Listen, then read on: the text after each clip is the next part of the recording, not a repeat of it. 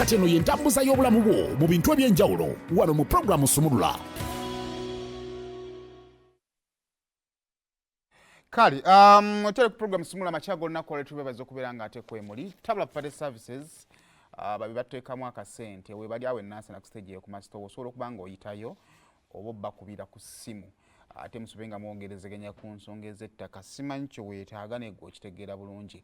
Kati ekyo kyennyini kyoyaayaanira okufuna kyogenda okufuna banafu ba Tabula Party Services. Mu kaseera kano tuba tugenda mu ntambuza ya byabulamu era nga hafi yayambadde bakayita batyako akakoya akakola bwe kati eno top.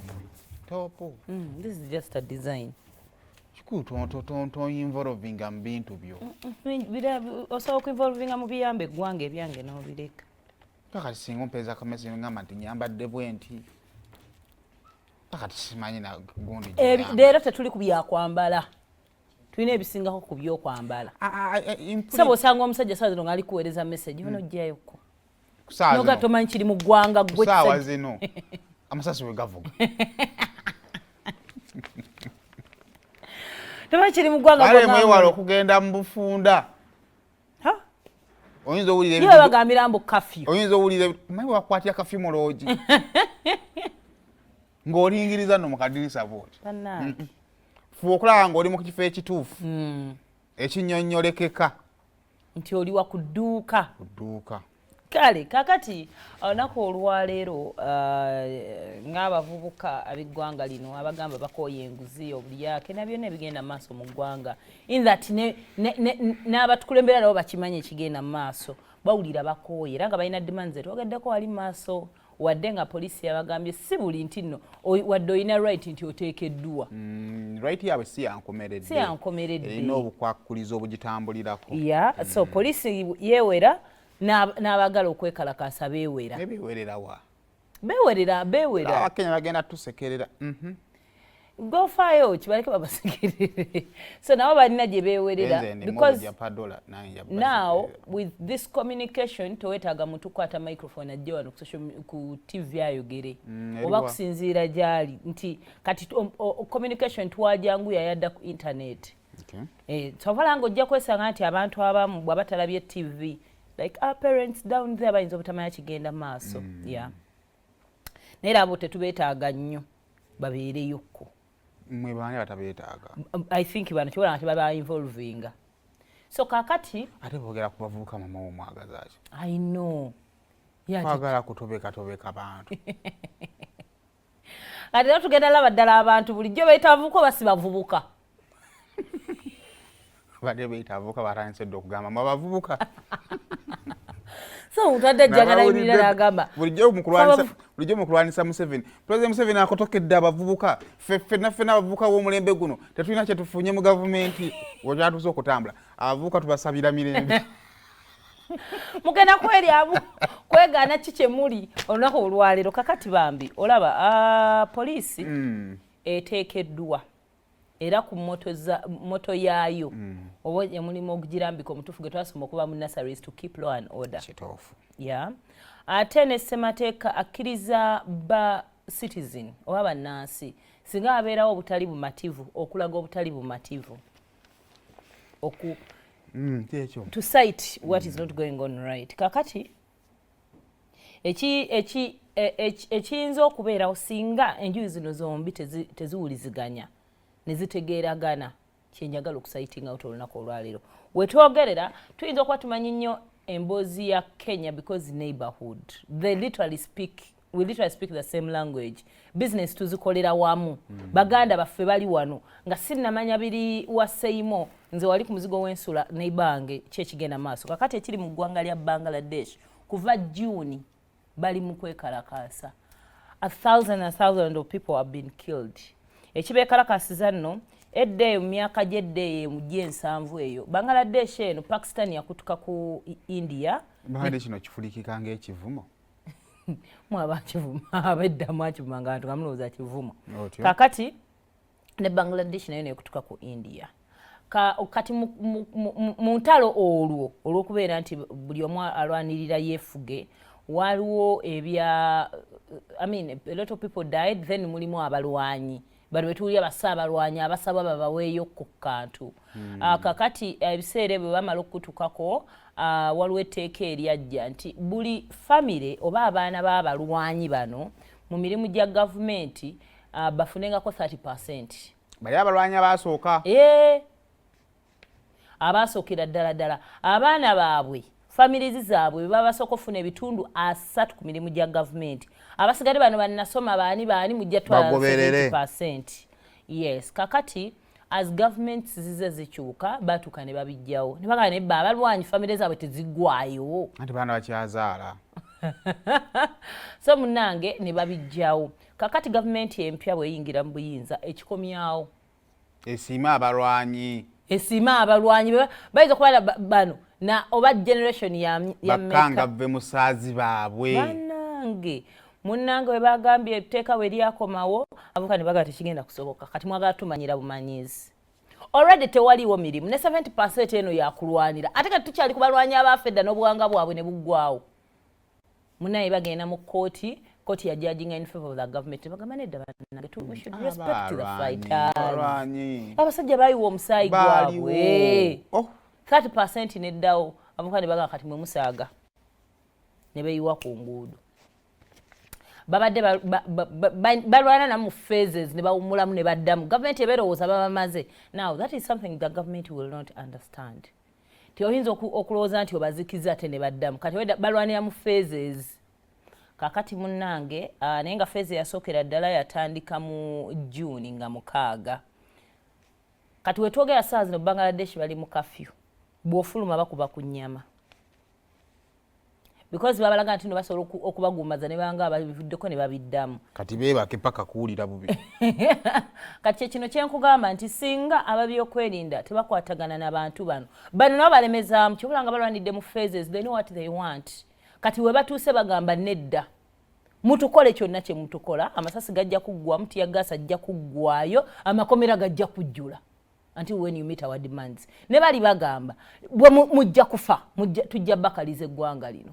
So tetumanya anaawangula but that is kati abantu twetagira okutuula ntuteesa ku nsonga. That is because balemeddwa bano bayita wano bali bayita wali bali bakozesa amaanyi bano bagamba bonabo temugenda kubatta bonna mu bamalewo. Bangladesh. Kati bringing you up to speed wano in case oyo ne prime minister waabwe mukulembeze waabwe. Kakati amanyikiddwa nga Sheikh Hasna Wazedi. Just okubulyamu example antaje ntubabuulira mwabiraba mwenna ebibadde e Kenya tubadde tubinyumyanga lutabaalo. Now singa police egaana waliwo ebintu ebiri bound to happen oba mwagala bate mwagala. 1 loss of lives. Singa police eyogera ne tulemerako.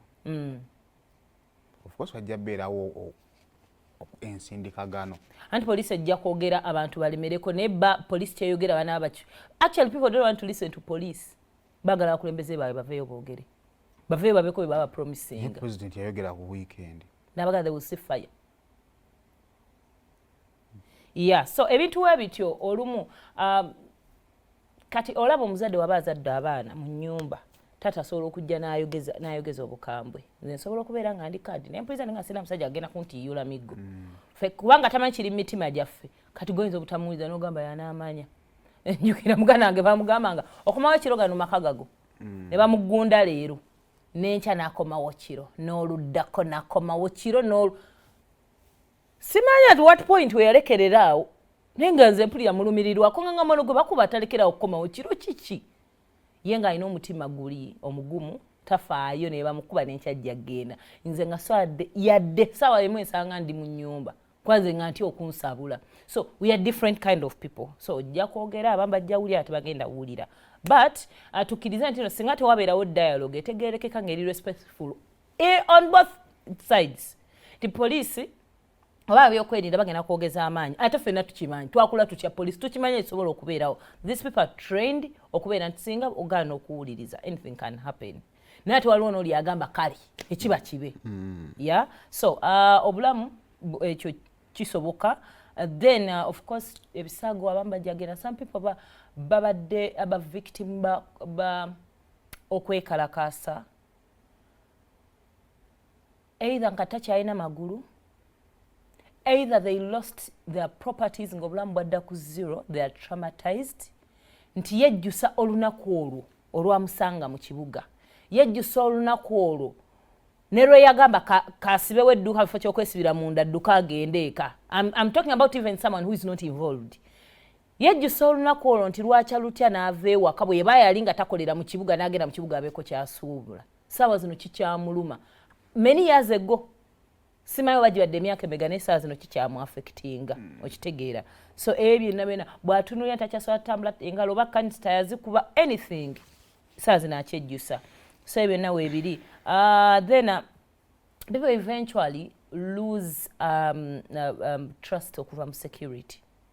Kasita getting a one-on-one, ekituwa kimbulyanga trick mu parenting, nti omwana bw'omukubanya ajja atuuka agube. Atuuka n'aguba n'abeera nga takyakuwulira. Sometimes w'obadde olina okukandula eddoboozi ate osirikamu n'agamba mami abala kaki. Omukazi ono bademanyi agenda kuntimpula naye n'otamutimpula. N'omubalira ate waatakisuubira. Okitegeera. So naye bw'otuuka n'obeera aba akimanyira kye kyenkunyumiriza ku muganda wange teyakimanyanga era bajja kunkuba. Kati ffe kusomero twabeerangawo n'omanya kati kino twakozeho omwaka n'ojja nga weesabisa ebitawero. Ne bakkuba n'ovaawo ng'olinga mmeto nga tolina ky'owulirizaamu. So naye omuntu abeerawo ng'agamba nga talina kyakusuubiramu. Tamanyi omusajja ono anareacting atya, omukazi ono anareacting atya. Olumu oba ocreatize tension ne respect gy'akuyinako. So kyavunaanyizibwa nnyo security n'ebeera ng'ekimanya abantu balina ogitya n'ogirespectinga. Naye buli omugamba don't come nga basigala bajja. Weebuuza muli mutima beesize eki. Then n'ekirala tujja tuka point mu bulamu nga ne woba aliwo ekibaddewo you can't go to police. Ng'abantu bagwemalira. Ate oba talina kyegenda kukolawo. Ate abantu abamanyira bajja tukuba, you know those things. Eggwanga terina kutuukawo. Balina okuba security kevuddeyo, now things are not okay. So that's why abantu abasinga bademandinga nti abantu abasuubira nti security egenda reactinga oba not violent, security tebeera violent, oba okujja like ebeeko kyekola eyina eba protectinze batuuse message yaabwe. Actually, that is the bottom line. Nina tusobola okubyogera okuva ku side zombi. Naye problem ey'ekifaananyi ky'okwekalakaasa ekinene kyova abantu bali bagamba bagenda kwekalakaasa abantu baggalawo amaduuka gaabwe. Naye peaceful demonstration constitution gyegazeetinga teriimu kulumba dduuka lya muntu, teriimu kusika atali interested oba ontegeera. So kakati mu kiseera nga mwammwe mulina kye mwagala okulaga mulina okwekizibitinga eddembe lisembeddeyo ddala oba ontegeera kubanga already amaanyi abantu kasita bakuŋŋaanira awamu ago already maanyi kati ate bw'ogagattamu violence then obuzibu bukola ki bwe bujjira ne poliisi olumu kiyinza gikaluubirira ne kakati abantu abatambula ebyabwe mbakolere ki oba ontegeera. Also there are people who cannot join you in the march. But they are supporting you. Naye abantu okuyanga bagamba bannaye bagenda kujja bonoona ebintu byaffe. Ensobi y'abatambula babalowooza nti omuntu alina kubeera awo oba ontegeera. Waliwo gw'oyitako n'arecording aka video n'otambula. Oyo naye aba alina gundi egyakoze ekijjakoze. So ndowooza there is need of sides zonna okwekinga okuddayo ku mulamu ogwo ki gwe tukola ki gwe tukola. Ekituyambako obuteetobeka mu bantu kubanga violence era ne Kenya kyatandika kiri peaceful. Abantu batandika okwataakinga abalala. Poliisi neefuna aweeyita okusobola okukola kyokubaddiza. So it is very important. Kyonna kye mukola kyovulaba nti abavubuka ba NRM Youth League bo basabye nti mubakuume oba ontegeera nga bwe bakuuma abatambuza ebigere kubanga olunaku lw'abajulizi bwe banaatambula teri agamba nti nno. Exactly. Waliwo ebintu bingi nnyo enkuŋŋaana cause poliisi ejjagamba olukuŋŋaana oba match teyabadde mu mateeka and all that. Naye abantu bangi abakuŋŋaanye kati ng'abajulizi abantu bakuŋŋaana ku mikolo ku laris ne bajja ne bakuŋŋaana nga abantu bayitirivu nnyo ate ne bavaawo mirembe. But it is very important mu byonna nga w'obyogedde buli bw'oyagala okugenda mu nsonga efaanaganako bwekyo kikostinga obulamu togendayo lwa mukulembeze yagambye. Then of course bigwabe olumu birimu legal repercussions ku side zombi. Ebiseera ebisinga tulabye nnyo wano abakulembeze ne bagamba waliwo omwami ali kati saa zino behind the bars I'm forgetting his name, naye yali lead mu okutuwaka y'Abesigye. Tumujjukira bulungi ng'akutte emmundu ng'akuba endabirwamu y'Abesigye. Gundi ono yaspenga gundi. N'omusango nno mulala. Ali ku musango omulala, naye omanyi emisango. Bakutwalira musango omulala, fayiro yo n'ejjirako ebintu ebirala. Omwajja nakwewaana nti bikolimo by'abantu bye bimubonyaabonya, you know. So bwe baba they're prosecuting you, bakutwala as an individual, linnya lyo lye libeerayo. Yeah, so igwa munnansi okukwata kati odde bakutedde abantu tugambye wano zaake basuze luzira before even the match had started. So olwaleero abamu bayinza omaliriza bali mu kkomera, emisango gibaggulweko, obulamu obutandikira okubeerawo nga buli messed up. So either sides tulina okubeera n'okutegeeragana n'okuwuliziganya n'okuwaŋŋana ekitiibwa. Kideyo n'eri abakulembeze nti ne tulekeraawo ebintu by'okunyumyamu obunyumya. Bw'ebanga struggle is against nguzi, tulwanise enguzi, tuve mu bintu bya show. Yeah, it shouldn't be about politics at all. Tuve mu bintu bya show. N'eshu esusse. Kyova nti n'abavuka bebasibata nso yimuka show zisusse. Bwe tuli ku kyanguzi tutakolinga enguzi ate ku side zombi. Yeah.